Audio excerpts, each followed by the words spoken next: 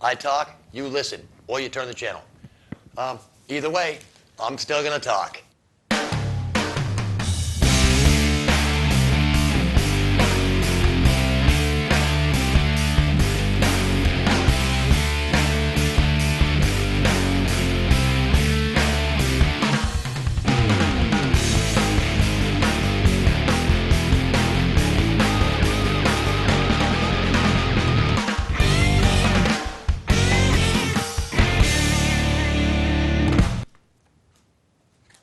Welcome to Unfiltered. Velcro turned 50 years old this week. Actually, it was Tuesday. It was actually thought of in the early 1940s. A man named George de Mestral, I believe. He was a Swiss engineer. And he thought of the idea after coming back from a hunting trip and looking at the burrs that attached themselves to his dog and his wool hunting pants. And after studying these burrs, he came up with the idea for Velcro, used in everything these days, from spacesuits to bulletproof vests to ski clothing, mittens, shoes, which this is, I want to say, before I give you any more of the history of this stuff, this greatest technological advance of the 20th century, this product single-handedly created a generation of kids that don't know how to tie their shoes. That's right. And to this day, kids walk around with their shoes untied because they grew up with Velcro shoes. But nursing homes, a lot of older people, especially with arthritis, Velcro, I mean, it was a miracle that, older people could now wear shoes that they could actually tighten on their feet. The name is a combination of velour and crochet, which are the French words for velvet and hook. And production began in, I believe, 1941, you said, right, Andrea? In France. He started doing the studies in 1941. It took him about 10 years before he finally submitted his first patent, and Okay. from there it went. Okay. So production, whatever year it started, it began in France. But by 1958, the entire production operation and administrative operation had been moved to Manchester, New Hampshire because of the textile mills and stuff over there.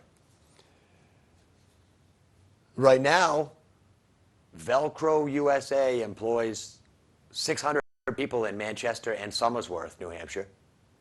They also have a manufacturing plant in Mexico, which, when I first read that, I was a little upset because they've shipped the manufacturing out of the country. They've got a warehouse and distribution center in Arizona and a marketing office in Michigan. Their patent expired in 1978, which opened the market for competitors such as 3M. I don't know who else does, all these low knockoffs. But they cannot use Velcro. Velcro is a registered trademark or whatever copywritten name. So they have to use hook and loop closure or other identifying remarks about their product. But apparently on Tuesday, all the employees of Velcro USA stood out in Manchester and ripped Velcro apart. Very cool. Yeah. And I mean, I don't think there's anything that you can touch today that doesn't have Velcro, doesn't use Velcro. We've got, all right, Bruce, your water bottle. But yeah, thanks for contributing to our demise. Remember, 50,000 years just to start decomposing for that water bottle, Bruce. Yeah. And now they're saying if plastic bottles and the people that reuse plastic water bottles, when they sit in your car and heat up, the toxins from the plastic leach into the water, so it's not good for you. And I'm trying to think, if somebody came out with aluminum It drinking can water cause bottles. cancer in women. It did not mention cancer in men, but it said women. Oh, okay. All right, so go ahead. Take all the glory for yourself. See if I can. No, men get cancer for other reasons, probably. I'm pretty sure we could do a study and it would probably prove that women cause cancer in men. Yeah, all right. So sit up there on your high horse with all the cancer. And, you know, working third shift, they say, causes increased chance of breast cancer in women. But it doesn't say anything about guys that work third shift getting any kind of cancer. So don't believe all the studies you hear. All right? That's all I'm saying. A study can be bent and twisted to say whatever they want it to say. For instance, I didn't write any of this down because it was too much. The White House Office of National Drug Control Policy came up with a study on marijuana. Think it was positive? No. But I bet if the, who is it, NORML, National Organization for the Reform of Marijuana Laws, I bet if they did a study, it would be positive. But this is a White House drug control study that says that teenagers who smoke pot are more likely to be depressed, and more likely to be suicidal, and more likely to be substance abusers. But it goes on later on in the article, the very end of the article, says that overall marijuana use among teens is down 25% since 2001. It doesn't say why it's down. It just says while the drop is encouraging, they appeal to parents to recognize signs of possible drug use and depression. It's easier to get them out of the medicine cabinet than your local dealer. See, and this is, I mean, this is my way of thinking, is why is there a decline in marijuana use? Is it just less kids are starting to smoke marijuana because more kids are jumping right into ecstasy and prescription drugs and huffing paint and glue, and because of the consequences of getting caught with marijuana. You know, if you get caught with a tube of model glue, they're not going to arrest you. But let me tell you, a tube of model glue can do wonders for your brain cells. Yeah, you forget who you even are. But, I mean, it's studies. Whatever group does the study, the study bends to fit that group. Plain and simple. So Nick and I had a whole discussion today about the whole thing about how things are shaped and formed by whoever is benefiting from the information. Like this one here, the mother's pay thing. I don't know if anybody saw the ad, but I guess for Mother's Day, it's a thing that they do all the time, that they figure out exactly what the worth of a mom is. And they look at the pay scales from 10 different occupations which mothers would do, everything from daycare center teacher to bus driver to psychologist to housekeeper to, you know, whatever else she does. And this year's cost for a mother would be $117,000 a year. Would be what a mother full-time does nothing but mothering would get. Although it did say that the reason that it's so high is because the average non-working mother spends 94 hours a week at mothering. So the overtime is incredible. Just 94. Yeah. So $117,000 a year for a mother. I'd like to know who the hell did that study, if they I only don't said know. 94 hours. It I didn't must have been say. in the wrong place. But it said working moms reported on average 54.6 hour mom work weeks, besides the hours they put on in at their regular job. So, husbands, fathers, think about this. When your wife's asking for a new coat or a new diamond ring or tennis bracelet or whatever, she's worth $117,000 a year. And if you probably put her on the payroll, you could probably make out. Maybe. I don't know. That's all I'm saying. Put your wife on the payroll. Pay her what she's, pay her $117,000 a year. And then that's when your family becomes a business. Put your kids on as employees for their allowance and write all that stuff off on your taxes. That's another thing bugging me this week is I've been hearing a lot of stuff about taxes. And the reason that it was a story about the sin taxes. Of course, New Hampshire, they got huge cigarette tax.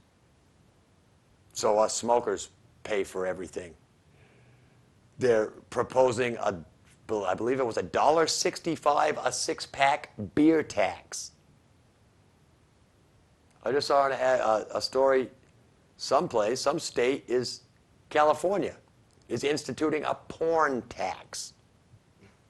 Yeah. Another story I saw was Ugly Betty, the TV show, Ugly Betty.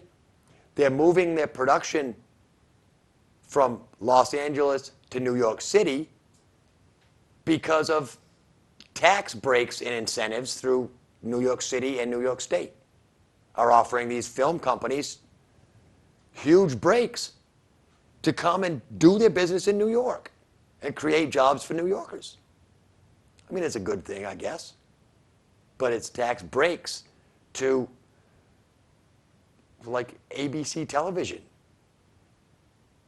People that technically, granted, they don't need tax breaks. Still giving breaks to people that can afford to spend the money. Exactly. And screwing the people that are making the least amount of money. Exactly. And pretty soon there'll be, a tax for touching yourself. Now, it's a pleasure tax, exactly. Exactly. Now, I believe there's a death tax where they even tax you to die. That's it, man. I'm going to die penniless just so I don't have to pay that tax. And nobody seems upset about it, Just more stuff gets piled on. Meanwhile, I saw a dude, what was his name? Barr. I can't remember if it was Bob Barr. But he's a senator somewhere or something, and he's gonna run for president on the Libertarian ticket.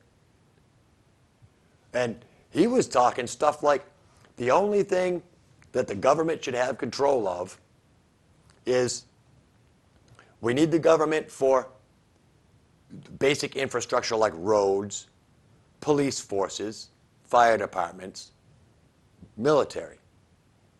Safety-related stuff that helps everybody. And healthcare. We don't need, government telling you that you can't have a gun. We don't need government telling you, you have to put your seatbelt on when you drive a car. We don't need government to tell us that. We don't need government to tell us not to hit our kids. Because when it comes down to it, you do whatever you need to do to raise good kids. And some kids do need a good smack. Seems like the only thing kids relate to these days is violence. So bring the violence on them and, turn it around. Let them see what being on the other side is like. And parents don't help. I just sitting here, just before the show started, there was a story about, I believe it's the same story of the MySpace mother they did the hoax where the girl had committed suicide. And yeah, so parents, set good examples for their kids by doing stupid things. All right. Wow, quarter past. I've blasted on. All right, well, I guess we'll do crew call, which is pretty much nothing. Why don't you walk over here, stand next to me for a minute, Greg, because Greg's on the 2 cameras that we've got. We got overbooked a little bit on the equipment this week. And Lee did apologize, Bruce, and he doesn't know how that it happened. He just figures it's because he's got administrative privileges into the computer that he messes stuff up without even knowing he's messing stuff up. So, but he came 5 o'clock as soon as I got here. He said, Rick, there's a little problem, and can you deal with it? And yeah, we can deal with it. But, eventually things won't be like this, and we'll have everything we need every time we need it. So, anyway. That's the joys of being a small station, and the nice thing about being able to let the equipment go out to anybody who needs it, I guess. Well, that's right. But We get to use the equipment here and play with it once a week. I guess everybody else is entitled to play with it too.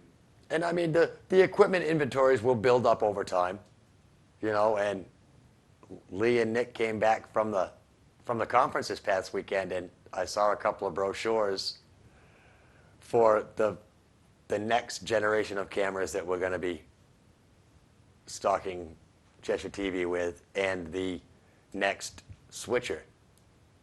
And boy, let me tell you, some of the most beautiful stuff I've seen. Great cameras, all digital cameras with memory cards instead of tape, and just the board looks amazing. So we'll see in the future. Very cool. So how's your week been anyway in the booth, Bruce and Andrea? Yeah, we're playing with the engineers at work again. Oh yeah. Fine-tune the machine that we're operating there. But, I don't know, things are going all right. Kind of tired this week. Haven't been sleeping all that great. The weather's been crappy. I got a head cold. Oh yeah. So, but other than that, it's not bad. We're having fun. We're Yeah. doing what we like to do down here. This is the one thing that makes me smile every week, faithfully. So I smile at other things, but this one I always enjoy coming down here and doing the show. So it's a lot of fun. Get together, hang out with the buddies. Yeah, well, don't act like we like it too much because they'll find a way to tax us for doing it. That's right. Andrea's back. She's safely returned from Virginia down there visiting with the kids. So What a nightmare. I'll let her. The travel, yeah, I heard. This I heard they gave you like 20 seconds to do the 800-mile dash Just between flights. I will tell you what, that has got to be the most horrendous thing that I have ever encountered in my whole life. And if anybody ever tells me I didn't get my exercise this week, they can bite me. But did you get a cavity search? That's the question. Let me tell you what, I set off the alarm and I got patted down. Nice. I couldn't believe it. just felt her up. Yeah, So one of the security guys had a nice day. Yeah, they ran the wand all over me. It just turned out that all of the slicing and dicing that the doctors have done over the years and the little metal pieces they put in, boy, did they set those dingers off. Nice. And I couldn't believe it. I'm standing there going, I don't know. See, you don't even look like a terrorist either. Yeah, but I will say this in all seriousness. I'm really glad at what they did because they took their job seriously. They didn't just look at me and say, nah, here's some little old lady. She's not going to bother anybody. Because I could have been a terrorist. You don't know. They come in all sizes and shapes. And God help me, I could have been one. But, so they take... Given the right day. But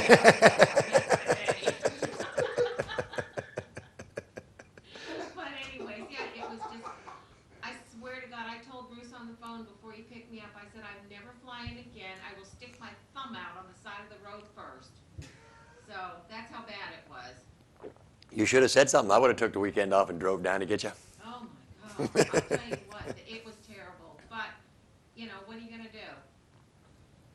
So, Yep. anyways, to the most important part, Yeah, NASCAR. NASCAR. And, I'll tell you, we've had the worst luck lately in watching the doggone race, because it seems like when we were at home, one of the races we were watching, the darn thing cut off with 20 laps to go. We go down there and we watched the race after the wedding and it cut off with 30 laps to go. Bruce came home and actually had to watch it on our TV at home. So, you know, I've not even watched a full race in the last few weeks. Of course, though, last week I'm not sure I would have wanted to watch the whole race. Greg's out there being a pain in my butt. He's laughing because my good buddy Kyle Busch won, the little skunk. But, yes, the shrub. And then Carl Edwards, Jeff Gordon, Dale Jr. came in fourth. So that wasn't bad. Then there was David Reagan, Matt Kenseth, Denny Hamlin, your guy, came in seventh. Travis Quapple, I wish he'd change that name. Dave Blaney, Jeff Burton, Jamie Mack, and coming in 12th was Kurt Busch. So that wasn't too awful bad. But anyways, that kind of shook up the standings a little bit because Kyle Busch popped back up into the lead. And then we've got second is Jeff Burton and Dale Jr.'s in third. So those three pretty much stayed in the top three. Denny came up 2 spots. He's in the fourth now in the standings. And then Clint Boyer, Jimmy Johnson, Carl Edwards, Tony Stewart, Kevin Harvick. Jeff Gordon is now up in the top 12. Gray Biffle and David Reagan actually came up in, and that was surprising. He's been doing really very well. He's been a consistent runner this year in the top 10, top 15. So for him to come up into 12th place is good for him. Then we have, this week on Saturday, we have the All-Star race, which is all about the money. It's for the $1 million take. And right now we have 21 guys that are in the race to start with. We've got a spot for 2 more. One will have to win his way in by the race prior to the All-Star, and I get all confused with that. Bruce was trying to explain that to me, and I still can never remember what it's called. But, and then you have the fan vote, who's going to vote one in. Right now, Humpy Wheeler, who's the owner of the track down there at Lowe's, is every year he has been trying to predict who the winner is, and he's done pretty good. So this year he brought out the dogs, and one of the dogs was a greyhound, and I'm serious, literally dogs. He had a greyhound to represent Jimmy Johnson. He had a pit bull to represent Tony Stewart, none other than Tony. Very fitting. And then he had a back-flipping dog to represent Carl Edwards. And as far as Humpy was concerned, the back-flipping dog won, and that's who's going to win the All-Star race this year is Carl Edwards. So we'll see if Humpy's right or not. I personally think Martin Truex is going to win. Bruce is pulling for Junior, and I'm sure you're pulling for Denny, if I'm not mistaken. And Greg, you're the Tony Stewart fan. You want the pit bull to win this year. So anyways, that's pretty much NASCAR in a nutshell. There's no penalties going on. Everybody's playing real nice. Good. They haven't been trying to skirt the issue so far. I don't think they want to dip into their pockets for any big fines, and they sure don't want to lose those 100 points. They can't afford big fines. They got to pay big gas bills. Oh, I know. And actually, that's one of the things I did read on the NASCAR website this past week is that even the gas prices for NASCAR are going up too. Maybe they should try hybrids. Oh, that ought to be interesting. Everybody during caution laps and stuff, just the electric motor runs. Okay, we just get those little electric cars out there and plug them in and see how fast they go. Sure. Anyways, back to you, Rick. Thank you, Andrea. And tonight, unfortunately, Tarzan is not with us. because he's had a death in the family. I believe it was the godmother of his older son, Jack, passed on. And so he called today and said, I just really don't feel like doing a segment tonight. So that's fine, Tarzan. Our condolences, and can't wait to get you back here next week. Next year. God. A long hiatus, yeah. And speaking of next week, I had to do this tonight because by the time our next episode airs, this will have already premiered. But Thursday, May 22nd at 10 p.m. is the premiere of Unprotected Socks, a new series here on Cheshire TV, and we just happen to have the promo. So why don't we run that promo?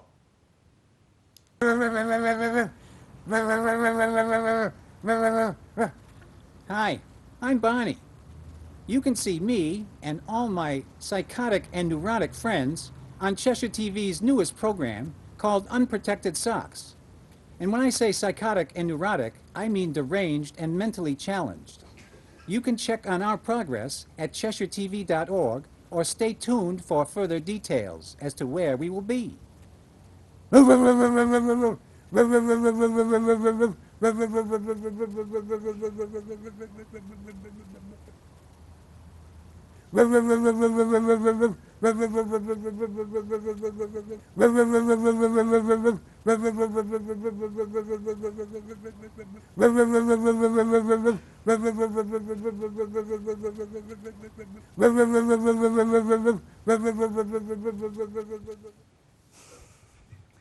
It's going to be crazy, guaranteed. Yes, very crazy.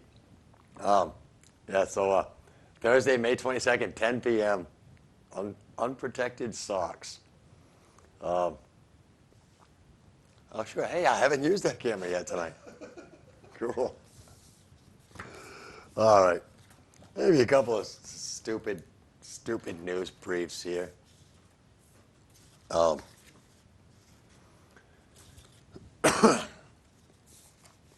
Let's see. 42-year-old guy, Rock Island, Tennessee. 42-year-old guy got in a car accident when he whipped into his driveway in front of oncoming traffic. His wife, of course, heard the crash, came running out of the trailer, make sure everything was all right. Unfortunately, she was cooking at the time, and within minutes, the trailer was ablaze. Yeah. So the guy gets in an accident, his trailer burns down, and he got a ticket for failure to yield. Yeah. Fire department patched him up, put his house out, and then the cop came over and gave him a ticket, apparently.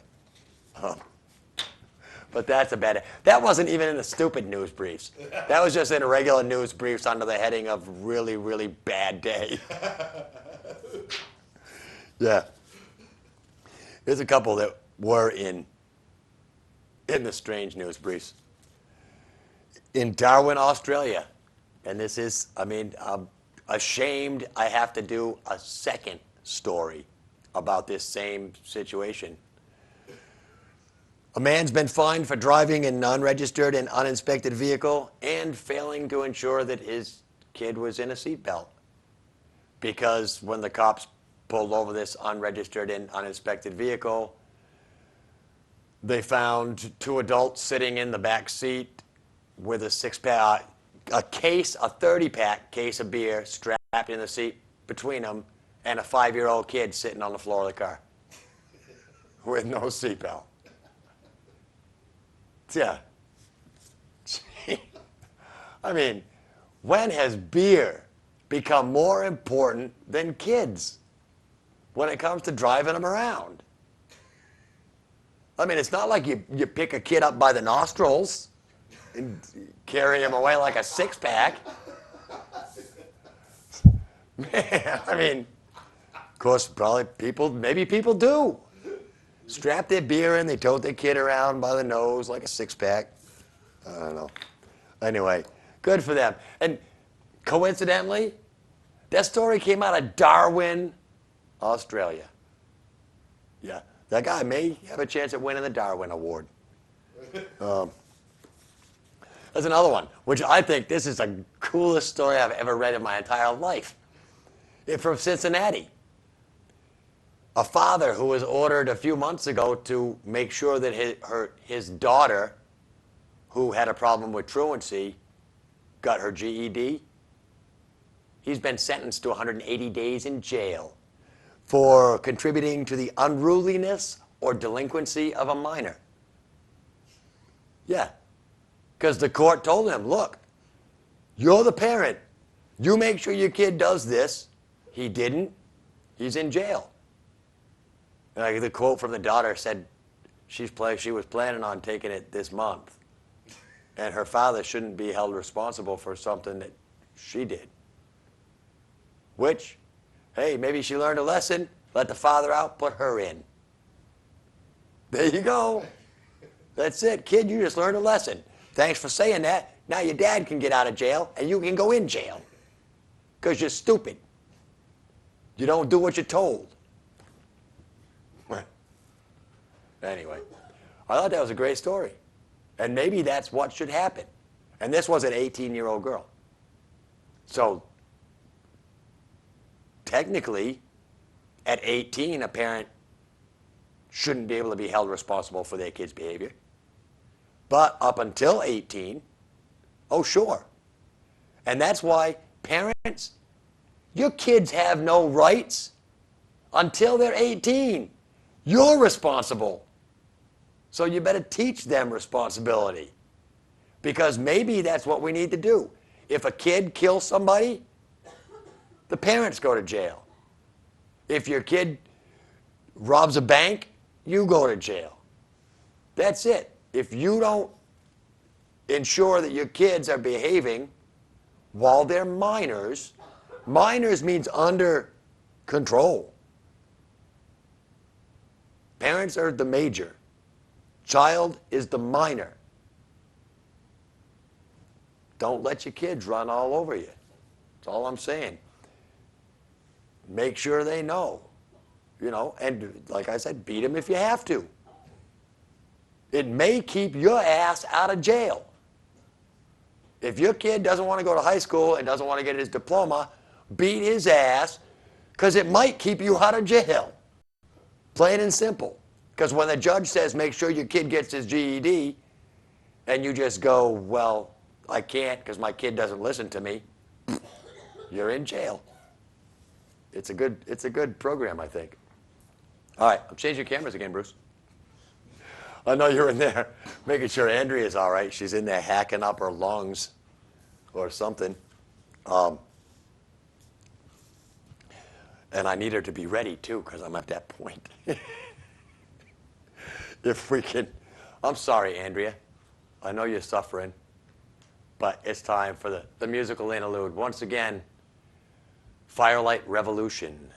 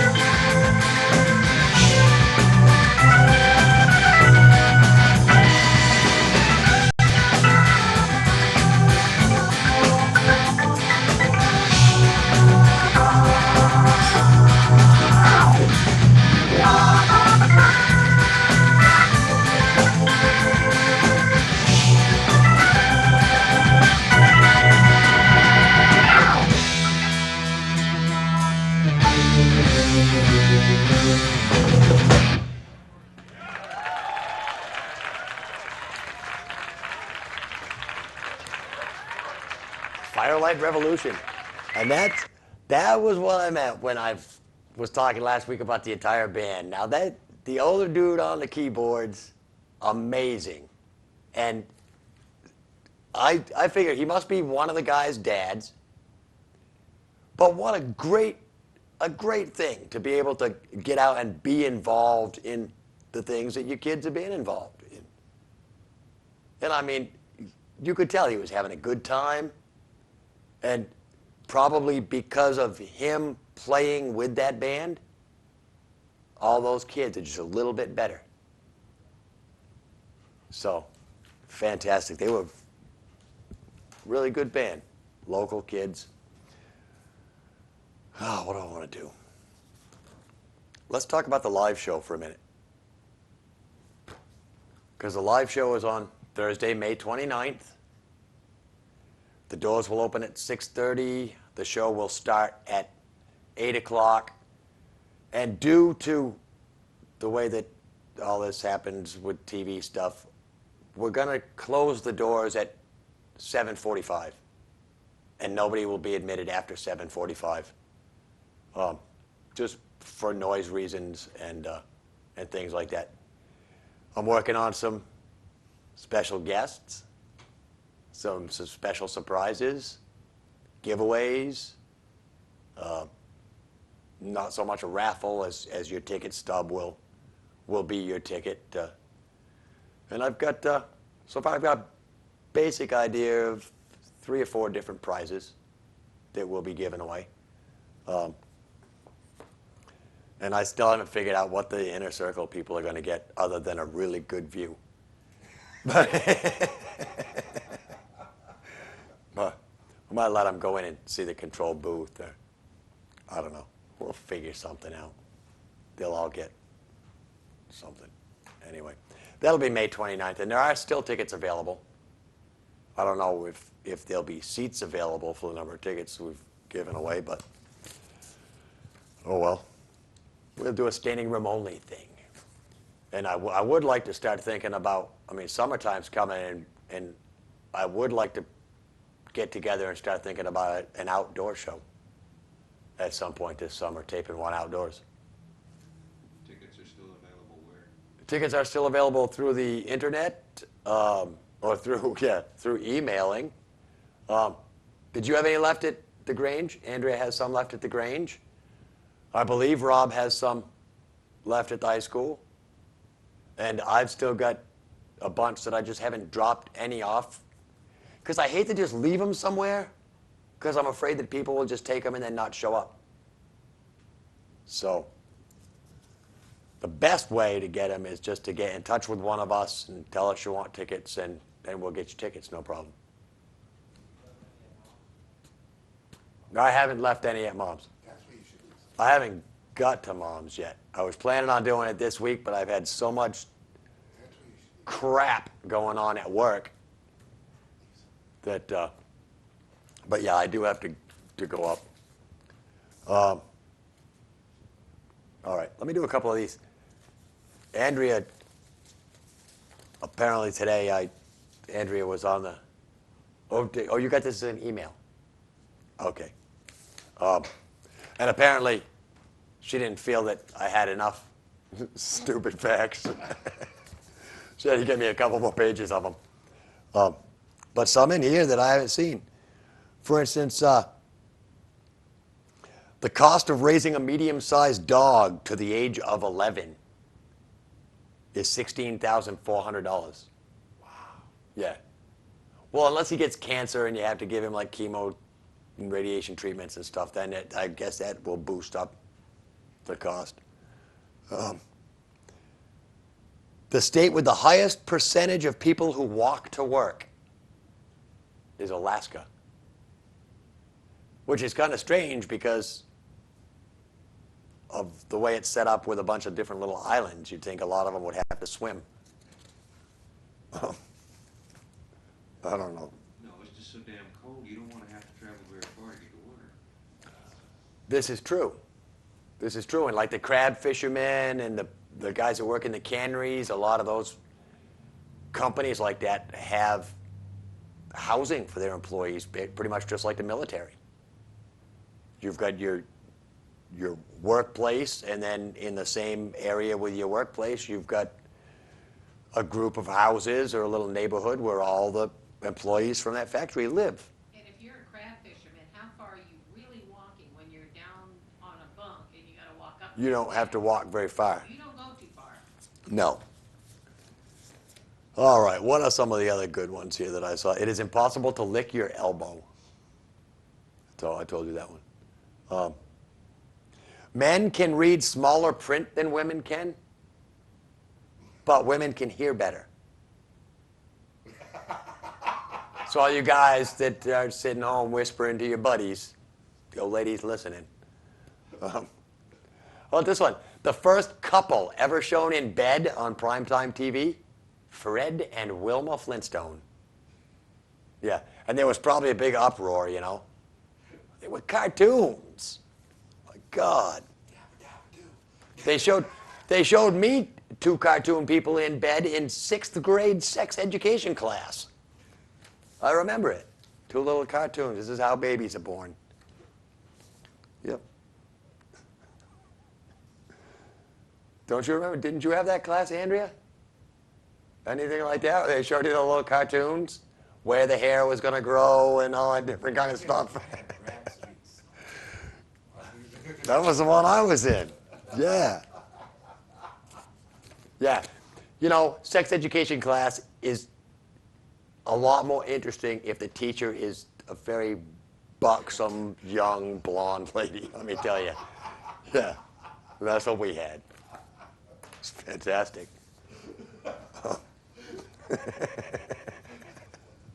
Yeah, all the guys are laughing. Andrea's sitting in there with a scowl on her face. Sorry. Let me get to something that's a little bit better. How about this one? I'm sure the guys are wondering right now, and what is better than that? Than a sex ed teacher with big boobs? Well, one that would sleep with you. Like what's her name there? I mean, Ask that question. I'm actually probably really lucky that I didn't have a high school teacher like that, because I probably would have been that Pam Smart, you know. I'm sure I'll kill your husband. Yeah. No, that's wrong. I'm sorry. This will redeem me right here, because I'm going to fill everybody in on statues. Statues in parks of people on horses, military statues of people on horses. I found this really interesting because if there's a statue in a park of a person on a horse and the horse has both front hooves in the air, that means that person died in battle. If the horse has only one leg in the air, it means the person died from wounds received in a battle. And if the horse has all four legs on the ground, the person died of natural causes. So think of that next time you're out checking out horse statues, I guess. How does the horse know how the guy died? Well, I don't know. Really. Apparently the sculptor does, though. Chances are, if the horse has both front legs in the air, he probably got spooked during battle and the guy fell off the horse and died. I don't know. It doesn't say. How about, did you know that each king in a deck of playing cards represents a great king from history? I'll tell you which king's right here, but if you talk into the Voice of God microphone, then the audience would have been able to hear you say which kings. Do you know which king? Yes. Yes, I do. Can you tell us? No, sorry, you ruined it for everybody, Bruce.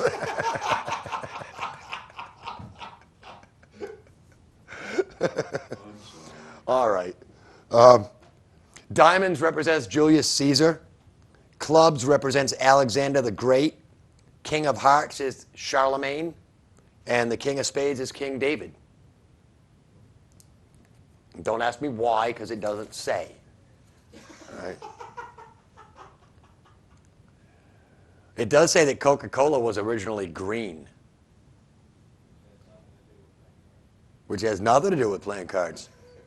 How about the first novel ever written on a typewriter? Tom Sawyer. That's kind of cool. Half of all Americans live within 50 miles of something. You know what that something is? Not just something.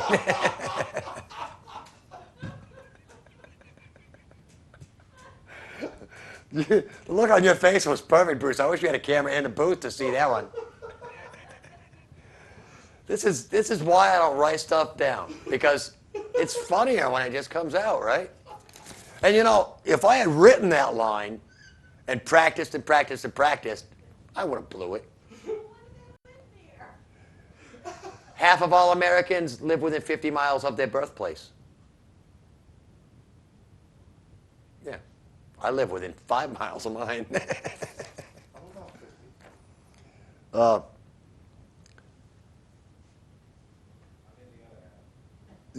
The other half it doesn't say. But you know what the most popular boat name requested? When people buy boats and they name their boats, the most requested boat name is Obsession. I don't know why. Probably because when somebody buys a boat, it's probably their obsession. Here's a good one. What do bulletproof vests, fire escapes, windshield wipers, and laser printers have in common? Velcro? Nope. They were all invented by women. Let's see this look of surprise on Andrea's face. Yeah, all were invented by women. Don't ask me which women, don't ask me nothing. It's just one line I've got here. Look it up on the internet. Bulletproof vests, fire escapes, windshield wipers, and laser printers. Women invented them all. You know what day has the most collect calls of any day in the year? Father's Day. Yeah. You don't call your mother collect. On Mother's Day, why should she have to pay for a phone call? But old Dad, he'll pay for the phone call if I call and wish him a happy Father's Day. No problem. That's what dads do. All right. What else we got? In English pubs, ale is ordered by pints and quarts. So in England, when customers got unruly, the bartender would tell them, mind your pints and quarts, and settle down, which is where we get mind your P's and Q's. Yeah, cool, huh? All right, I gave a fact earlier, and I'm going to give you another fact. 75% of you people that heard me say that you cannot lick your elbow have tried to lick your elbow.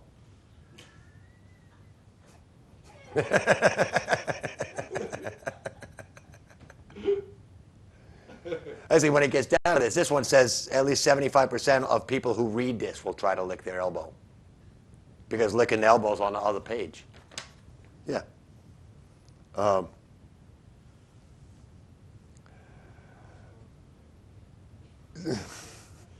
did it visually enough for everybody.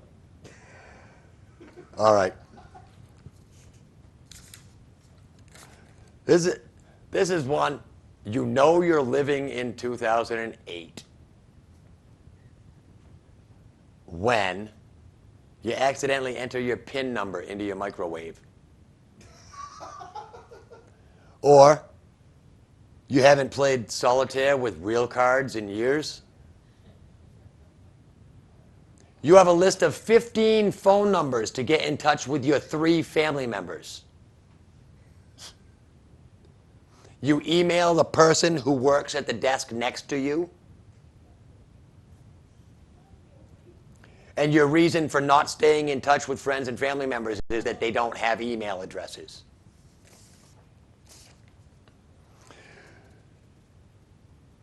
You pull up into your own driveway and use your cell phone to call home and find out if anybody's there to help you carry the groceries in. Every commercial on TV has a website address at the bottom of it. Most of them do these days. And leaving the house without your cell phone causes a panic, even though you didn't have a cell phone for the first 30 years of your life. Yeah. You get up in the morning and go online before you get your coffee. That's a sign of the times. You're reading this and nodding and laughing. I don't understand that one. Oh, all right. Number 14 on this list says, you know it's 2008 when you're too busy to notice that there was no number 9 on their list. And the list did. It went from 8 to 10. I didn't notice.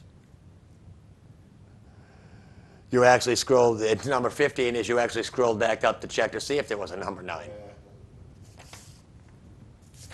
Yeah. And the last one is, I'm going to need a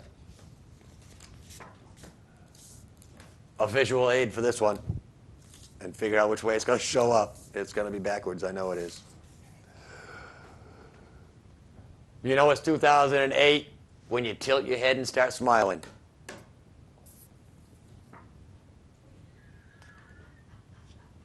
Whatever. Like the email smiley face. All right.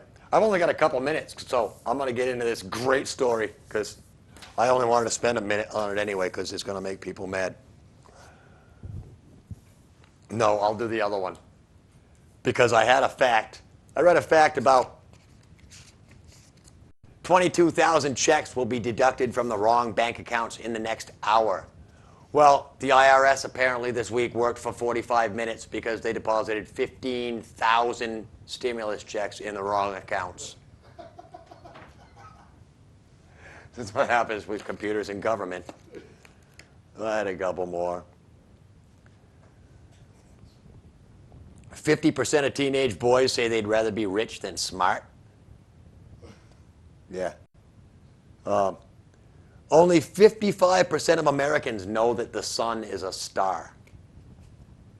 7% of Americans think Elvis is still alive. This is kind of a cool one. 57% of British school kids think Germany is the most boring country in Europe. They've got all those zoos, all those great zoos. 69% of men say they would rather break up with a girl in private than in public. Because in private he gets to cry and in public he has to like punch something. That's probably why. It's really probably why. Chances that a burglary in the United States will be solved? 1 in 7. Not good odds, unless you're the burglar. All right, 1 minute. Sad thing, the China death toll is up to 19,509 from the earthquake. On the other hand, it may help as far as the worldwide food shortage goes. I don't know. Many different ways to look at different things. One way you're going to have to look at No Spin tonight is to uninformed, because Randy said he had no idea who was on this week. He's taking the night off. Chris has got a special guest to co-host. Who knows who it'll be? Who knows what they'll talk about? But they'll talk about something, and there probably won't be any spin on it. So, yeah, as usual, no spin means no spin. All right. I want to thank Greg, Bruce, and Andrea. Come back soon, Tarzan. We'll thank Mom's Tattoo, Gemini Screen Print, Cheshire TV. Till next week. Peace.